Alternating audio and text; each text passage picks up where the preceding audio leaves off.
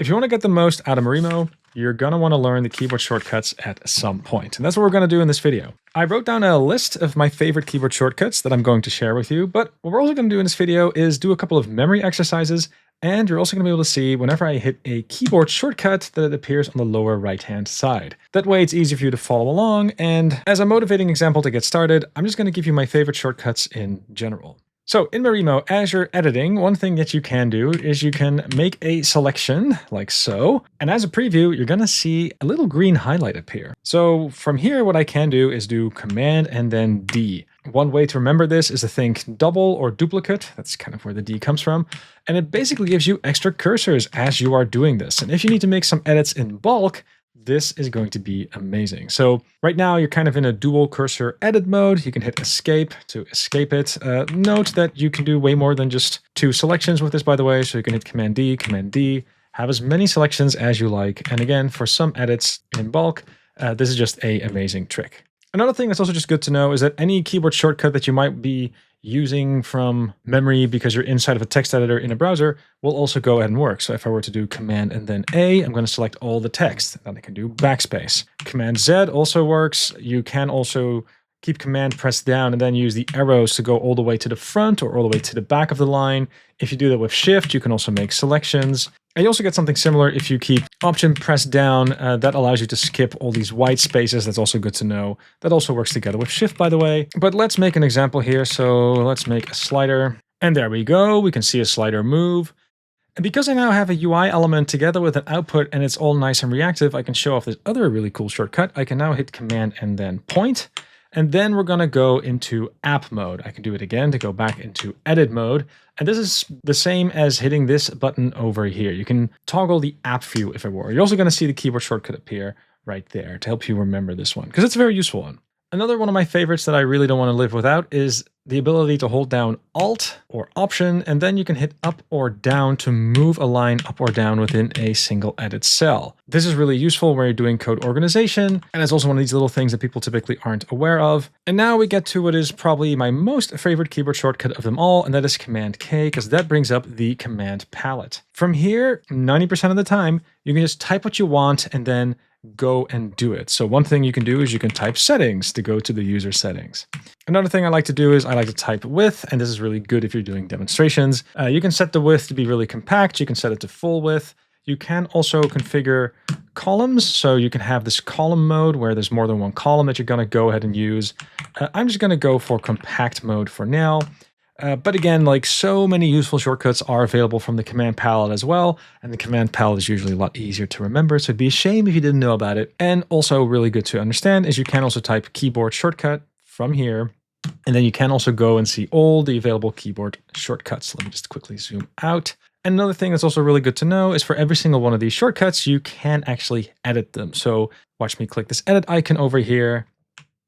I can put in whatever keyboard shortcut I like. And if I ever did a change that I want to undo, you can see me hit edit again, and then you can go back here to reset to the default. That's also a good thing to know. If you ever feel like you messed up, you can always just go here. That totally works. Now, I like to think that those commands are useful to do first, either because people don't know about them or because they are incredibly useful. But there are also some themes in these keyboard shortcuts. So what I would like to do now is maybe do a little bit of navigation with you, because you're going to notice this is a Marimo notebook. We've got cells. We'd like to be able to navigate through it. And one thing that's good to know is that we actually copied some of the keyboard shortcuts that you might be used to from Jupyter. So let's say I put my cursor inside of a cell. One thing I could now do is hit escape. And now I'm on the outside of the cell. So enter, you're going to go in. Escape, you're going to go out. Enter literally means you're going to enter the cell. Escape literally means you're going to escape from it. And from here, you're going to notice that you can move up and down and select a different cell that you could then enter or escape once more. If you're not inside of a cell, but you're on the outside of it, you can hit A for above to make a new cell above, and you can hit B for below to make a new cell below. If you're highlighting a cell that has nothing in it, you can hit Shift Backspace to delete a cell. This also works if you're on the inside of an empty cell, by the way. You can again hit Shift Backspace and you're going to delete the cell. The default behavior is that this will not happen if you are in a cell that already has content. So you can see I can hit Shift Backspace to my heart's content and nothing is going to happen there. Again, I can escape by hitting escape. And again, I can do a bit of navigation. While navigating, you can hit Command and then go down to go all the way down, or hit up to go all the way up. So if you want to do quick navigation, very similar to what it's like inside of a text cell. Inside of here, you can also hold Command, go up and down to move the cursor all the way up or all the way down. That behavior is also mimicked as you're exploring here. Also, like the insides of a text cell, if you were to hold Shift down, you can make text selections, and this will also play nice with Command. That is also behavior that's going to happen outside when I'm selecting multiple cells. So you're going to notice as I keep Shift pressed down, I can select more than one cell, and you're also going to see some keyboard shortcuts appear. If you want to run the cells, you can just hit Command Enter, that's explicitly, but you can also move all these cells up or down. I'm just going to read off the screen. Command Shift 9 or 0 is going to move stuff down, or it's going to move things up. That is also a useful thing to know, and there are also more actions that you could do. You can click here to see all the options available to you together with the keyboard shortcuts. Now, having said that, you can also apply some of this navigation stuff while your cursor is inside of a cell. So let's say I'm in the inside right now. I can hit Command Shift and then J and K to move the cursor up an entire cell.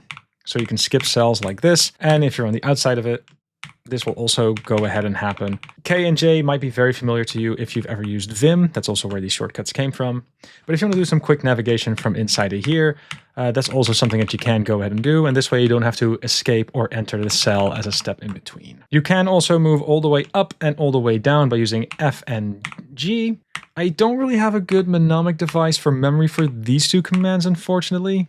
Maybe you could do something like F is far away, and that is all the way to space and infinity. That's maybe a bit of a stretch, but it's something you could do. G is all the way down, and maybe you could tell yourself that that's being very grounded. So G for grounded, F for all the way up there, far away, F and G. That might be doable to remember. It's a bit harder than some of the other ones. So again, you've got the inside of the cell, outside of the cell, outside of the cell A and B. That's very useful. Shift backspace removes them. And then on the inside of the cells, if you want to do quick navigations to other cells, Command Shift and then J and K will be your friend. Now, as you're editing, you are going to have these moments when, oh, there's a variable over here. I would like to go to the definition of it. For that, you can use F12, which a lot of editors also use. And one thing that's also good to know is that if you ever find yourself that you forgot the keyboard shortcut, one thing that you can also do is hit right mouse button on any variable, and then you're also going to see some of the things that you can do from within this cell.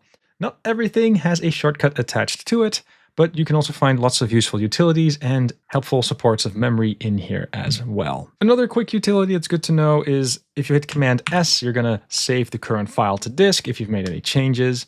But if you do Shift Command S, you're going to bring up the helper panel on the side. Whatever thing was open in that helper panel, that's going to make an appearance. And if you hit the shortcut again, it's going to disappear. And that can be quite useful if you're using this agent panel, let's say. You might be typing something there and then you want it to just kind of go away. That's something you can totally do by triggering this keyboard shortcut. Same thing with docs or dependency explorations like the minimap. That's all stuff that you can trigger as well. Now, let's say that I'm inside of a cell and I would like to make a change. So I'm going to do a change of a variable like this. Then you're immediately going to see that the cell turns a little bit yellow, and that's there to indicate that the cell value has changed. From here, you can do a bunch of things. You could do Command Enter. That's going to keep your cursor inside of the same cell, but it's just going to run the cell itself. And one thing that's always good to show is that if you have cells that depend on it, that those cells will automatically run too. So I'm just going to run that. Very quickly, because of the underline, you can see that A and C are defined elsewhere. And if I were to make a change to this cell over here, hit Command Enter, the cell automatically updates below. What you could also do is make a change and hit Shift Enter. And it does almost the same thing, except that the cursor now also moves to the cell below. And you can also do Shift Enter again. And this could be a way to very quickly run the cells and also move the cursor at the same time. If you are a Jupyter user, you might be very used to that shortcut, Shift Enter all the way down. Do know that in Marimo, technically you don't have to do that because, very simply put, you can just make a change to one cell, and any cells that depend on it will also just automatically update. So typically, I found that I just use Command Enter everywhere, and I barely use Shift Enter, to be honest. One fact with the keyboard shortcuts in general, if Command something is a keyboard shortcut, then Shift Command something is also a related keyboard shortcut. So in this case, Shift Enter means you go down, and if you do Shift Command Enter, that means you go up. So if you were interested in doing some navigation while you're running cells, again, you could do it. Odds are you're just going to keep it at Command Enter though. So far, we've talked about shortcuts that are all about running cells, but you can also be interested in doing the opposite. So I'm running a cell now and it's taking a long time and I think it's broken.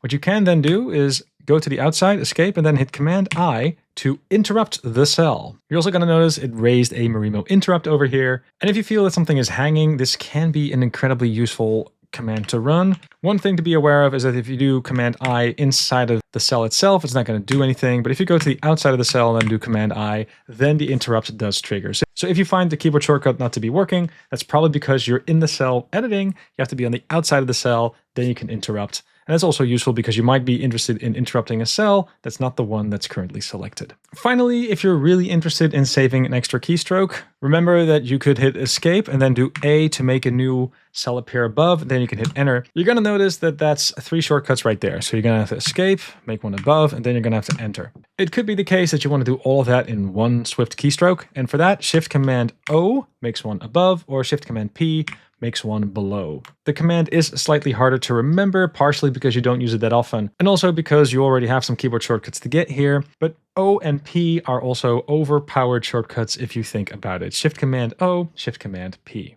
Okay, so there's a couple of cells here that are empty. Let's do a little bit of cleanup. So I'm going to go to the outside of the cell, make a selection, select all of them. All of these cells are empty, so I should be able to hit Shift and then backspace. Lo and behold, it is now gone. That is super cool. And hopefully also the sequence of commands makes sense. Okay, let's now talk about editing and things that might happen from within a cell. Okay, so I've got this over here that looks pretty good, and this could be a cell that has a function that is very useful, but I don't have to look at the implementation all the time. One thing you could do is you could do Command H that's going to hide the contents of the cell. That's pretty useful in general, and that behavior is going to be a little bit special if you're going to do things with Markdown. So I'm just going to type hello demo. Then I can hit Shift Command M to turn that into a Markdown cell. I can run it. Now, the Markdown cell has the code as well as the output, you could say. And if I were to do Command H to hide, then you're going to notice the code really just goes away. The only thing I can see here is the actual Markdown. That's a little bit different from a code cell. If I do Command H here, then you can still see that there's code in that cell in general. But that's less useful for Markdown and a little bit more useful for Python, which is why it's a standard. And also here, if I hit Command H again, it unhides. If I hit Command H again, it starts hiding again. So that's also a very useful thing while editing, especially if you're doing things with Markdown. You could also choose to fold the current function. For that, you're going to want to go with Control Option and then the square bracket. You're either going to fold it in or you're going to fold it out. You don't use Command or Shift for this shortcut. It's an optional shortcut that you do want to control. So that's, I guess, the best mnemonic device for that one, Control and Option. And you either want to go to the inside or the outside. And in Python, you do have these square regions for indentation. So that's why you use the square brackets to fold in or to fold out. Notice for this keyboard shortcut that it does fold everything that is in a single cell. And personally, if there's a big function that I want to fold, quite typically I put that in one cell to begin with. So for me, this goes ahead and works. There is also another thing that you could do in this particular case. And to do that, let me go down here. I want to move this cell up. For that, I can use the 9 and 0 keyboard shortcuts to move it up and down. So let me move it up in this case. We're going to get to that shortcut in just a bit. But the main thing I want to show is that if you've got a Markdown cell, then you can also fold on this level. It's called a collapse in this case. And Markdown cells, especially if they've got these headers, can also be a very useful way to give some structure to a notebook because you can hide and show code as you see fit. Another thing you can do inside of Marimo is you can get the help of an AI model for your code. And if you hit Shift Command E, then you can prompt to your heart's content. You do have to configure a model that's going to run on your behalf, but then it will look at the comments that you've made, the prompts and everything to make a code change happen here. You can also refer to a other variable inside of your notebook. You're also going to be able to point to the function that's in here. There's some auto-completion for that if you want to add context. That is also something that you can totally do. So Shift Command E, E for edit with AI, I suppose is the way that you could remember it. And I guess a final thing that is also good to mention, suppose that I do some really insane formatting over here, and let's say that you do have something like rough configured, then you can hit Command B to apply some formatting just to make everything look sane. Another thing you can also do with that in mind, by the way, is you can go to your user settings, and a setting that you do very often use is this format on save setting. This way, every time that you hit save, you're also going to apply the rough formatting. But if you wanted to, you could also apply it manually. That's what the Command B shortcut is for. Now, finally, a thing that's going to be relevant if you're going to be making changes in Markdown is that you can also use some shortcuts here. So let's say I want to select this and I want to turn it italic, then I can do Command I, it's going to make it italic. I can also say, now let's just make it bold, Command B, that's going to make it italic and bold in this case. I can hit Command Z to undo. I can also hit Shift Command Z to redo, by the way. But let's undo and then apply the bold, that works fine. And then finally, this is relevant if you're making docs. Let's say I want to have this URL and I want to use that inside of my Marimo notebook. One thing I could also write is go to the link here. And when I select here and then paste, you are also going to automatically insert a URL there. So that's a little bit of syntactic sugar. It's also good to know about because we do like to have proper links inside of our documents. In a moment, what I'm going to do is go over all the keyboard shortcuts one more time just to do that mnemonic exercise. But before getting there, the best advice I do have for you is that instead of trying to learn all these shortcuts in one go, one thing that can already be quite helpful is if you just remember that if you hit Command K, that a lot of the things that you might want to do are also available from here. So let's say, for example, right here, I want to split this cell. I mean, we have a keyboard shortcut for it, but you can also just go ahead and type split here. And when I hit enter now, there we go. This is a command that I won't use that often. Therefore, maybe learning this from memory isn't going to be that useful, but at least being able to do this without having to move the mouse and copy things around, that's going to be extremely ergonomic, and that's going to be a thing that I do recommend people do. Now, what are some of the underappreciated things that people might want to do? Well, again, Shift Command and then 9 and 0, that allows you to move a cell up and down. If I'm outside of a cell, that works. If I'm inside of a cell, that works. So that's great for, structure and navigation in general. There is also a fancy version of that. And let me turn on column mode for that. This allows me to have multiple columns next to each other. Right, so there we go. We can see we've got 3 columns. Now, again, very fancy thing. And this also helps to remember. Shift Command and then 0 and 9 is up and down.